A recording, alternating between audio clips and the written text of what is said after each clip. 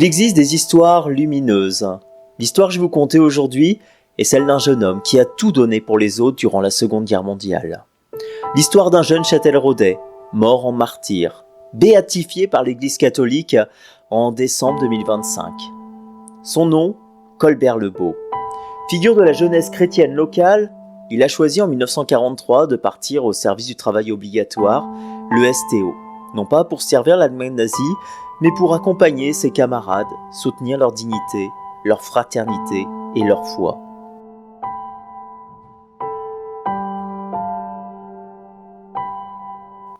Et cette histoire débute à Pézé-le-Sec, entre Chauvigny et Saint-Savin. Le 23 octobre 1922, Colbert voit le jour. 2 mois plus tard, le 24 décembre, il est baptisé en l'église de Pézé-le-Sec.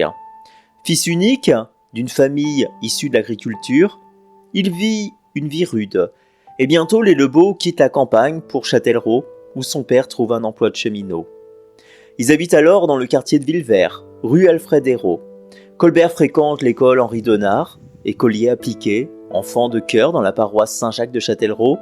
Il décroche son certificat d'études en 1934, puis son brevet élémentaire en 1938. Mais cette même année, le malheur frappe, la mort de son père. Colbert n'a alors que 16 ans. Ses bons résultats scolaires lui permettent d'entrer à la Banque du Crédit de l'Ouest le 17 juillet 1939. Mais sa vie ne se réduit pas aux chiffres et aux dossiers. Colbert est aussi scout. Sa foi profonde l'aide à s'engager dans la jeunesse ouvrière chrétienne, la JOC. C'est là qu'il trouve son chemin. À Châtellerault, la JOC est en plein essor. L'abbé Jean Chesseron, prêtre au cœur ardent, réunit des centaines de jeunes ouvriers et employés, notamment de la Manu dans l'ancien cercle catholique. Cet immense bâtiment construit à la fin du XIXe siècle par le chanoine de Villeneuve, aujourd'hui transformé en théâtre. Ici, des garçons et des filles non partisans rêvent d'un monde plus juste, plus fraternel, mettant l'accent contre les injustices sociales, la solidarité, la dignité du travailleur, ce qu'on appelle le christianisme social. Et Colbert en devient l'un des visages.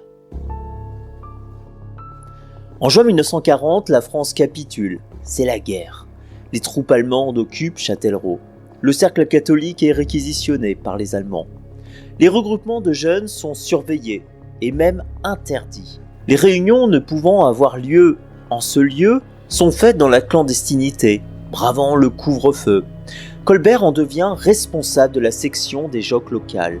En pilier de ce mouvement, il guide, anime, encourage les jeunes ouvriers, notamment de la manufacture d'armes, dans la justice, la solidarité et la fraternité.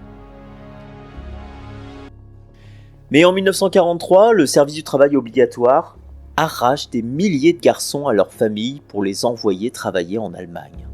Certains choisissent la clandestinité et fuient vers la résistance. Colbert aurait pu refuser le STO, se cacher, mais il est tout autre. Il choisit de répondre à partir comme missionnaire suite à l'appel du cardinal de Paris, Emmanuel Suard, où les jeunes JOC séminaristes prêtres sont invités à partir en mission. On l'appelle la mission symbole. Colbert part en exil, non pas comme une défaite, mais pour porter l'espérance au cœur d'un monde qui ne croit plus. Il le dit lui-même, « Je ne vais pas là-bas pour les nazis, mais pour apporter à mes frères le secours de la foi en Jésus, et tout mon apostolat est fondé sur cette mission. Les jeunes travailleurs auront besoin de moi là-bas. Ils vont subir toutes les pressions nazies. Ils auront besoin de moi pour résister. C'est dans la fragilité que la mission devient féconde. » Le 8 mars 1943, la scène est déchirante.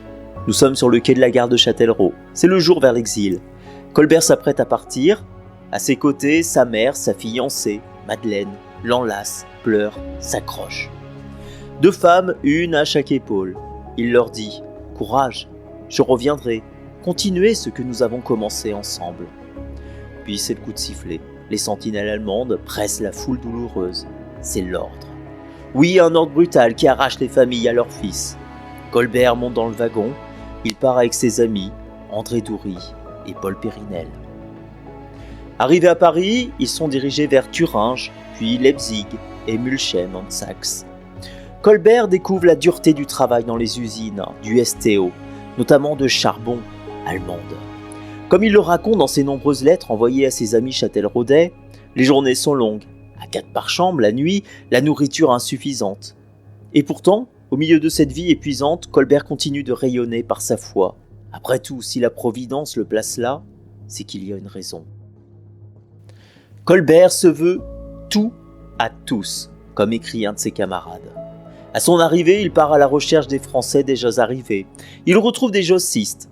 Chaque soir, au pied de son lit, il se met à genoux pour prier. Au début, les gars de sa chambrée se moquent, chuchotent.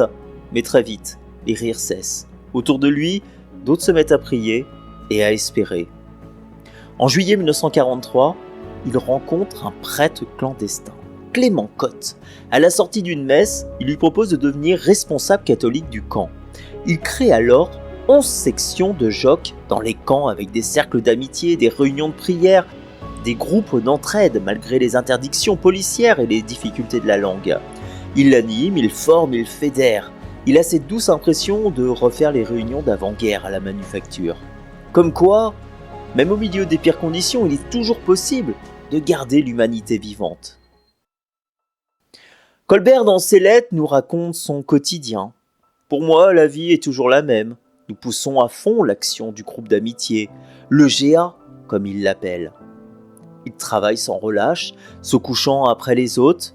Il réfléchit même à un pèlerinage vers Lourdes qu'il pourra organiser à son retour, en action de grâce pour ses camarades. Il a toujours donné plutôt que de subir. Il participe au mystère rédempteur du Christ à travers son travail de missionnaire. Et sa mission est lumineuse. Mettre la croix au cœur des camps en redonnant courage aux gars, en faisant renaître leur foi, en rallumant leur espérance. Il les soutient dans leur retour aux pratiques religieuses. Il les invite au baptême, mariage et fait même des sépultures religieuses en coopération avec les ecclésiastiques allemands, alors que la loi leur interdit. Pour Pâques, écrit-il, 15 types sur 30 ont communié. Plusieurs n'avaient pas communié depuis 4 ou 5 ans. À la sortie, ils faisaient tous cette réflexion. Cela fait du bien. Il écrit encore, il fallait que parmi nos logés, je plante, aidé de mes camarades, la croix du Christ. C'est une mission splendide qui nous échoit dans notre exil. La croix, pensez-vous cet instrument de supplice, devient en fait un phare de lumière dans ce milieu hostile des camps. Oui, Colbert leur rappelle chaque jour qu'ils ne sont pas seuls, mais bien entre frères dans cet exil, car c'est au milieu des ténèbres que la lumière resplendit le plus. Il rend secours aux malades, organise des loisirs pour garder le moral de ses camarades, comme du sport, du théâtre ou une chorale. Le 3 décembre 1943, un décret nazi interdit toute activité de la joque dans les camps. Les Allemands mesurent l'impact de la mission Saint-Paul, qui est selon eux une menace pour le régime nazi, d'autant qu'elle est soutenue par le pape Pie XII, un ennemi d'Hitler. Le joyeux apôtre, comme on l'appelle, Colbert, continue malgré tout. Plus discret, plus prudent, il organise des chemins de croix en catimini, des minutes de silence, des méditations dans sa petite piole, comme il l'appelle, où parfois sont célébrées des messes. Sa mission devient de plus en plus dure. Il essaie, chaque jour, de ne pas se faire attraper. Mais se doute-t-il que la Gestapo surveille ses faits et ses gestes, son courrier, créant même des complots autour de lui. Et le 13 septembre 1944, Colbert est arrêté pour seul motif de vouloir par sa religion démoraliser l'Allemagne par des activités révolutionnaires de la jeunesse chrétienne. Il est accusé de semer l'espoir, là où le régime nazi veut imposer la peur et la terreur. 2 mois après, le 20 novembre 1944, il est jugé et envoyé par la suite en prison à Halle. Il subit la faim, la promiscuité, les poux, les punaises. Sa santé se dégrade et bien sûr, ses interrogatoires, où il est torturé. Il est alors couvert de loques, mais Colbert reste fidèle à lui-même. Il est ensuite transféré au camp disciplinaire de Zochen, à un camp semblable à Buchenwald, d'où il ne reviendra jamais. Là, dans le froid, le travail exténuant, la faim et la maladie, Colbert continue toujours sa mission.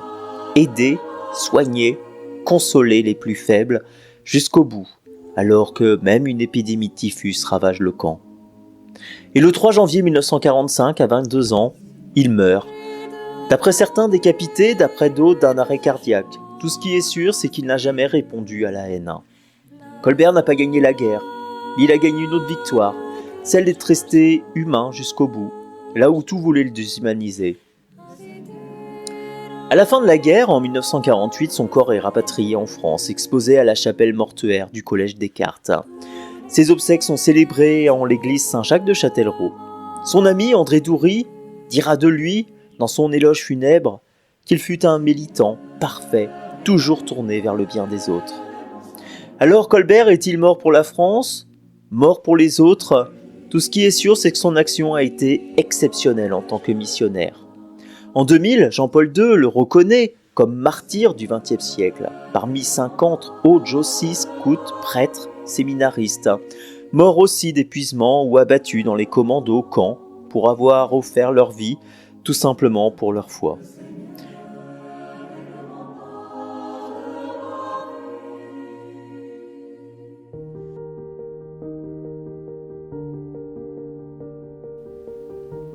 Et le 13 décembre 2025, il est béatifié en la cathédrale Notre-Dame de Paris. Bien heureux, à seulement 22 ans, choisi par Dieu en personne, paraît-il. D'une existence ordinaire, Colbert a montré qu'il est tout simplement possible de tout donner par amour pour les autres. Car même dans les heures les plus sombres, il est toujours possible de choisir la solidarité plutôt que l'égoïsme, l'espérance plutôt que la résignation, l'amour plutôt que la haine.